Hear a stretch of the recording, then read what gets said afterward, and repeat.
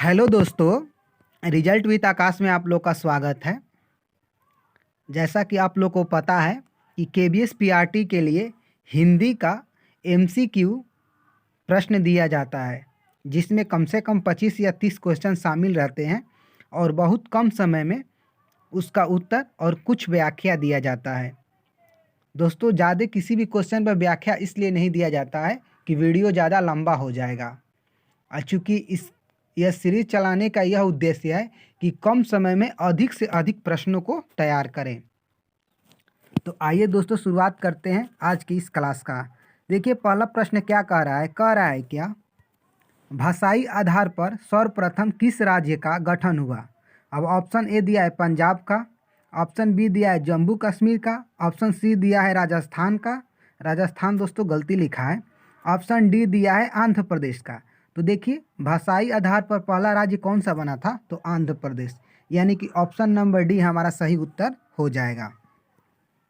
आइए फिर हम अगला क्वेश्चन देखते हैं। देखिए, प्रश्न नंबर 2 क्या कह रहा है कि भारतीय संविधान की 8वीं अनुसूची में शामिल भाषाओं की संख्या है 14 है, 15 है, 18 है, 22 है।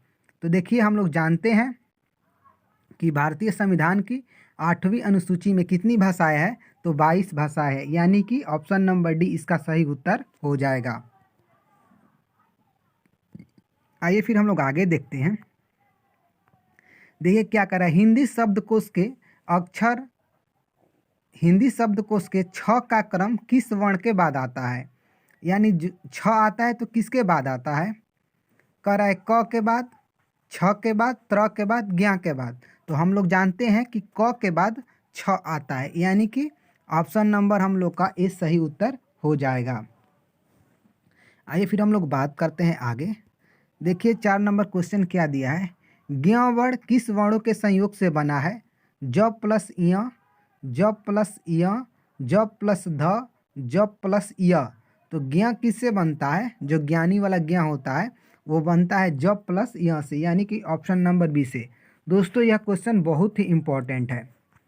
दोस्तों, आप लोगों में से जिन्होंने अभी तक इस वीडियो को लाइक नहीं किया है, तो आप लोग एक बार इस वीडियो को लाइक कर दीजिए, और आप लोगों में से जो लोग बाकी हैं चैनल को सब्सक्राइब करने से, तो वो लोग चैनल को सब्सक्राइब कर दें। दोस्तों, आप लोगों के लिए केबीएस पीआरटी का हिंदी का और पेडागॉजी का और ईवीएस का एमसीक्यू बहुत क्वेश्चन मिलेंगे दोस्तों। मतलब इतने प्रश्न आप लोग को दे दिया जाएगा कि यदि आप इस तीनों सीरीज को फॉलो करते हैं तो आपको केबीएस पीआरटी के एग्जाम में बहुत लाभ मिलेगा। आइए फिर हम लोग आगे बात करते हैं। देखिए, अगला प्रश्न क्या दिया है, कह रहा है शुद्ध वर्तनी का चयन कीजिए। कह रहा है क्या, उत्सव, उत्सव, उत्सव, उत्सव। तो देखिए, उत्सव कैसे लिखा जाता है, तो जैसे ऑप्शन बी में लिखा है उत्सव, वैसे ही लिखा जाता है, यानी कि हम लोग ऑप्शन नंबर बी इसका सही उत्तर हो जाएगा। फिर आगे आइए, फिर देखिए 6 नंबर क्वेश्चन भी क्या दिया है, शुद्ध वर्तनी का चयन कीजिए। ज्योत्सना, ज्योत्सना, ज्योतिषना, ज्योत्सना। तो देखिए, ज्योत्सना कैसे लिखा जाता है, तो जैसे ऑप्शन नंबर बी में लिखा है वैसे ही लिखा जाता है। आइए फिर हम लोग कुछ और बात करते हैं। देखिए, स्वागत में प्रयुक्त संधि का नाम है व्यंजन संधि, यण संधि, दृढ़ संधि, बृहत संधि। तो क्या होता है, देखिए, स्वागत में नहीं व्यंजन संधि है, नहीं दृढ़ संधि है, नहीं वृद्धि संधि है, बल्कि क्या है, यण संधि है, यानी कि ऑप्शन नंबर बी इसका सही उत्तर हो जाएगा। दोस्तों, आप लोग यदि इस श्रृंखला से शुरू से अंत तक बने रह गए तो केबीएस पीआरटी में बहुत से प्रश्न आपको हुब इस श्रृंखला से ही देखने को मिलेगा, क्योंकि इतने प्रश्न इस श्रृंखला में करा दिए जाएंगे कि इससे बाहर आने की शायद ही मतलब कि कोई पॉसिबिलिटी बनती है। आइए फिर हम लोग आगे देखते हैं। देखिए क्या कर रहा है, मनयोग का संधि विच्छेद है मनोह धन योग, मनः धन योग, मनः धन आयोग, इनमें से कोई नहीं। तो देखिए, मनयोग को तोड़ते हैं तो मनः धन योग होता है, यानी कि ऑप्शन नंबर बी इसका सही उत्तर हो जाएगा। आगे देखिए, बेइंसाफी में प्रयुक्त उपसर्ग है कौन, बे, इन, बेई, बेयन। तो क्या होता है, बेइंसाफी में बे उपसर्ग है, यानी कि ऑप्शन नंबर ए इसका सही उत्तर हो जाएगा। आइए फिर हम लोग आगे देखते हैं। देखिए क्या कह रहा है, संस्कार शब्द में किस उपसर्ग का प्रयोग हुआ है? सम, सन, शम्स, संस। तो देखिए संस्कार में कौन सा उपसर्ग है? तो संस्कार में सम उपसर्ग है। आगे फिर देखिए, देखिए क्या कह रहा है, धक्का मुक्की में कौन सा समास है? कर्मधारय समास, द्विगु समास, द्वंद्व समास, तत्पुरुष समास। इसका उत्तर आप लोग कमेंट बॉक्स में बताइए दोस्तों कि इसमें कौन सा समास है। दोस्तों जब तक आप लिखना और बोलना नहीं स्टार्ट करेंगे तब ज़्यादा चीज़ें तैयार नहीं होती है। देखिए दोस्तों, कोई भी प्रश्न या कोई भी आपका चैप्टर हो उसके बारे में यदि आप 2-4 मिनट बोल देते हैं तो आपका कंसेप्ट क्लियर होता है। तो देखिए दोस्तों, धक्का मुक्की में कौन सा समास है? तो धक्का मुक्की में द्वंद्व समास है, यानी कि ऑप्शन नंबर सी इसका सही उत्तर है। फिर आगे देखिए, विद्यार्थी में कौन सा समास है? कह रहा है क्या? तत्पुरुष समास, कर्मधारय समास, बहुब्रीहि समास, द्विगु समास। तो देखिए दोस्तों, विद्यार्थी में कौन सा समास है? तो विद्यार्थी में तत्पुरुष समास है, यानी कि ऑप्शन नंबर ए इसका सही उत्तर हो जाएगा क्या? तत्पुरुष समास। आइए फिर नीचे देखते हैं, कह रहा है क्या? प्रश्न नंबर 13, नीचे दिए गए विकल्पों में से तद्भव शब्द का चयन कीजिए। अब तद्भव शब्द कौन सा है? बैंक है, मुंह है, मरमर है, प्रलाप है। तो देखिए दोस्तों, इसमें से मुंह शब्द जो है यह क्या है? तो यह तद्भव है। ठीक है दोस्तों, आइए फिर हम लोग आगे बात करते हैं। कह रहा है निश्चयवाचक सर्वनाम कौन सा है? देखिए निश्चयवाचक मतलब कि निश्चित कर दे, क्या, कुछ, कौन, यह। तो देखिए क्या भी अनिश्चय है, कुछ भी अनिश्चय है और कौन भी ये भी अनिश्चय है, लेकिन यह का मतलब कि हमारे पास के किसी चीज़ की बात किया जा रहा है, यानी कि यह निश्चय है। तो यानी कि ऑप्शन नंबर डी इसका सही उत्तर हो जाएगा क्या? यह निश्चय है। आइए फिर हम लोग आगे देखते हैं। कह रहा है कि इनमें से अनिश्चित सर्वनाम कौन सा है? अनिश्चय सर्वनाम कौन सा है? कह रहा है कि कौन, जो, कोई, वह। अब देखिए कोई मतलब पहला ऑप्शन दिया है कौन, दूसरा ऑप्शन दिया है जो, तीसरा ऑप्शन दिया है कोई, चौथा ऑप्शन दिया है डी मतलब कि वह। इसका मतलब सी हो जाएगा कोई, मतलब यह निश्चय नहीं है, मतलब कि कोई जो कि अनिश्चय है, यानी कोई क्या हो जाएगा? कोई अनिश्चयवाचक सर्वनाम हो जाएगा।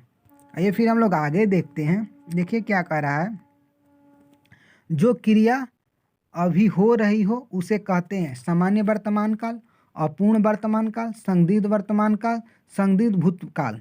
तो देखिए अभी हो रही है यानी कि अपूर्ण वर्तमान है, यानी कि अभी पूरा नहीं हुआ है, यानी कि ऑप्शन नंबर बी सही हो जाएगा क्या? अपूर्ण वर्तमान काल। आइए फिर आगे देखते हैं।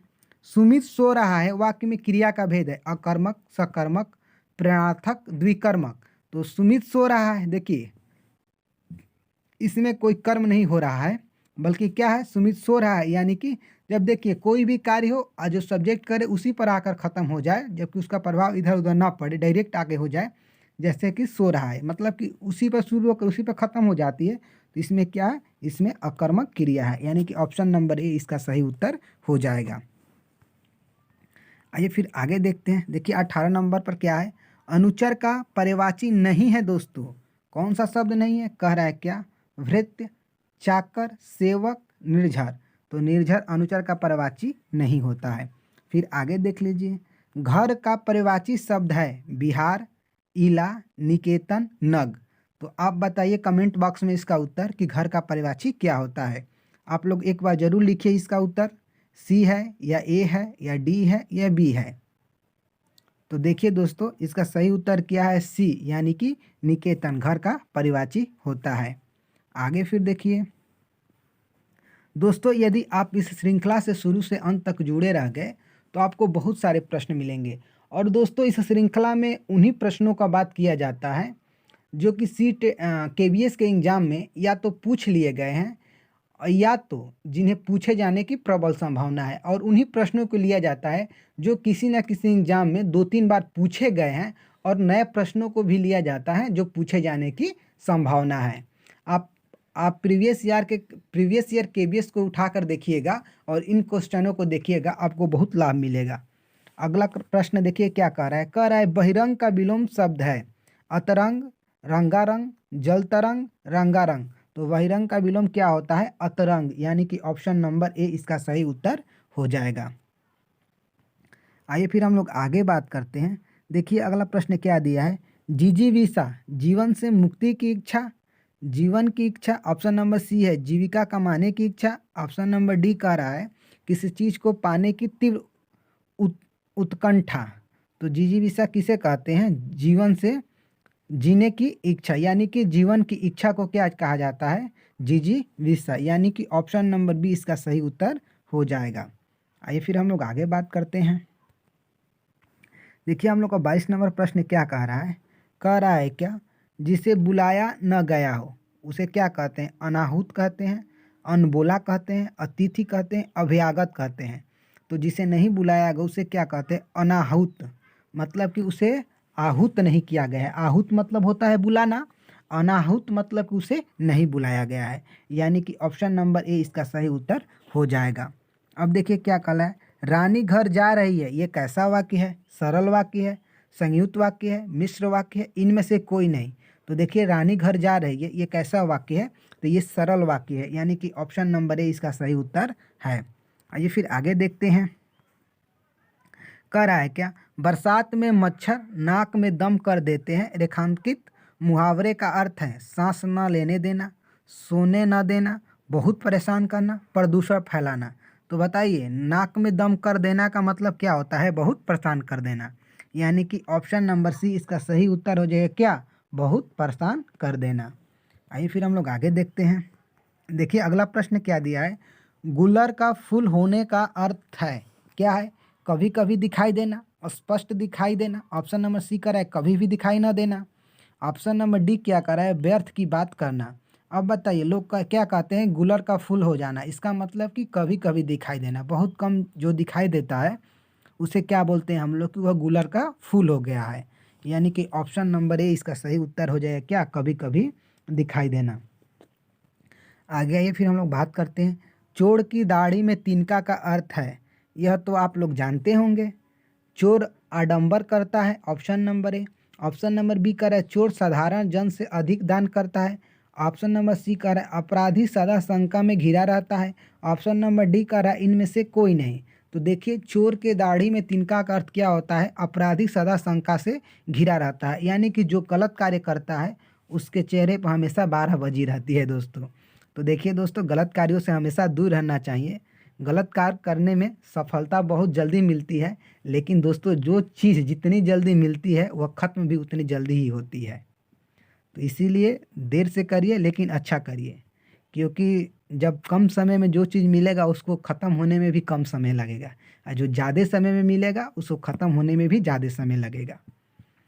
तो इसका मतलब क्या हो गया? चोर की दाढ़ी में तिनका का मतलब अपराधी सदा शंका से घिरा रहता है।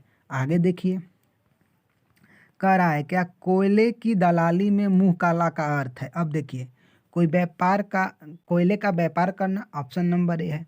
बुरे काम से बुराई मिलना, ऑप्शन नंबर बी है। झूठा बोलना, ऑप्शन नंबर सी है। व्यापार में घाटा होना। अब बताइए कोयले की दलाली में मुंह काला, इसका मतलब क्या है? कि आप जैसा कार्य करेंगे वैसा ही पाएंगे। यदि आप गलत कार्य करते हैं तो उसका परिणाम भी गलत होगा, उसका रिजल्ट भी गलत आएगा, लेकिन समय पर आएगा। देखिए गलत और सही एक परिवर्तन है। जैसे कि आप कोई गलत काम अभी करते हैं तो ये नहीं है कि उसका रिजल्ट आपको अभी मिल जाएगा, ये भी परिवर्तन है। आपको आज मिलेगा, 2 वर्ष बाद मिलेगा, 4 वर्ष बाद मिलेगा, लेकिन परिवर्तन है तो मिलेगा ही। तो इसीलिए कोयले की दलाली में मुंह काले का मतलब क्या है? बुरे काम से बुराई मिलना। यानी कि ऑप्शन नंबर बी इसका सही उत्तर हो जाएगा। आगे फिर देखिए क्या कह रहा है, खरबूजे को देखकर खरबूजा रंग बदलता है। इसका मतलब क्या है? संगति का प्रभाव अवश्य पड़ता है, प्रयत्न ज़्यादा पर लाभ थोड़ा, कपटपूर्ण व्यवहार। तो देखिए खरबूजे को देखकर खरबूजा रंग बदलता है, इसका मतलब क्या है? कि संगति का प्रभाव जरूर पड़ता है। देखिए दोस्तों संगति का प्रभाव सबसे बड़ा प्रभाव मेरे को लगता है। क्यों? क्योंकि इसका प्रभाव जब पड़ जाता है तो आदमी कब अच्छा हो जाता है और कब बुरा हो जाता है। मतलब संगति देखिए पॉजिटिव भी हो सकती है, निगेटिव भी हो सकती है, लेकिन कुछ संदर्भ में संगति हमेशा निगेटिव ही होती है। जैसे देखिए अगर अच्छे आमों के साथ एक सड़ा आम रख देंगे तो वह सड़ा आम खुद को अच्छा नहीं बना पाएगा, और नहीं अच्छे आम को अच्छा रहने से रोक पाएगा, क्योंकि जैसे ही उनके पास जाएगा तो उनको भी सड़ा देगा। यानी कि संगति का प्रभाव पड़ता है। यानी कि ऑप्शन नंबर ए हमारा सही उत्तर हो जाएगा। ये फिर हम लोग आगे देखते हैं। कह रहा है क्या, विभक्ति रस का स्थायी भाव है भय, निर्वेद, शोक, जुगुप्सा, घृणा। तो क्या होता है, विभक्ति रस का स्थायी भाव क्या होता है, घृणा, यानी कि जुगजुप्सा। तो हम लोग का ऑप्शन नंबर डी इसका सही उत्तर हो जाएगा। अब देखिए क्या कर रहा है, बिल्ली को पहले ही दिन मार देना चाहिए का अर्थ है भय का शमन शुरू में ही कर देना चाहिए, दुश्मन पर पहले ही वार कर देना चाहिए, रौब पहले दिन पड़ता है फिर नहीं। ऑप्शन नंबर डी कह रहा है बुरा समय आते ही सचेत हो जाना चाहिए। तो देखिए बिल्ली को पहले ही मार देना चाहिए, यानी कि भय का शमन शुरू में ही कर देना चाहिए, यानी कि जिस बात से डर हो उसका शमन मतलब शुरू में उसको दबा देना चाहिए, यानी कि ऑप्शन नंबर ए इसका सही उत्तर हो जाएगा। फिर आगे देखिए क्या कर रहा है, तू डाल डाल मैं पात पात का अर्थ है दोनों विद्वान, दोनों तत्वज्ञ, दोनों मूर्ख, दोनों चालाक। तो देखिए दोस्तों यह बहुत अच्छा क्वेश्चन है, यह बार बार पूछा भी जाता है। क्यों, क्योंकि तू डाल डाल मैं पात पात दोनों विद्वान भी लिखा है, बल्कि तू डाल डाल मैं पात पात का प्रयोग होता है चलाक के सेंस में, यानी कि दोनों चालाक, यानी कि ऑप्शन नंबर डी इसका सही उत्तर हो जाएगा। दोस्तों ये बहुत इंपॉर्टेंट प्रश्न है। देखिए दोस्तों हम लोग लगभग 15 या 16 मिनट हुआ होगा, इतने कम समय में हमने 30 प्रश्न को सॉल्व किया। 30 नहीं दोस्तों, आज तो 31 है। तो दोस्तों अब आप लोग ऐसे ही वीडियो के लिए इस वीडियो को लाइक कर दीजिए और चैनल से जुड़ जाइए। और दोस्तों आप लोग विश्वास रखिए KVS PRT के पेपर होते होते हम लोग बहुत से प्रश्न यहाँ पर कर लेंगे। और दोस्तों जाते जाते इस वीडियो को शेयर भी कर दीजिएगा, क्योंकि आप लोग का सपोर्ट, क्योंकि आप ही लोग का चैनल। तो मिलेंगे दोस्तों हम लोग एक और बेहतर क्लास के साथ। तब तक दोस्तों आप लोग हंसिए मुस्कुराइए। तब तक के लिए दोस्तों जय हिंद।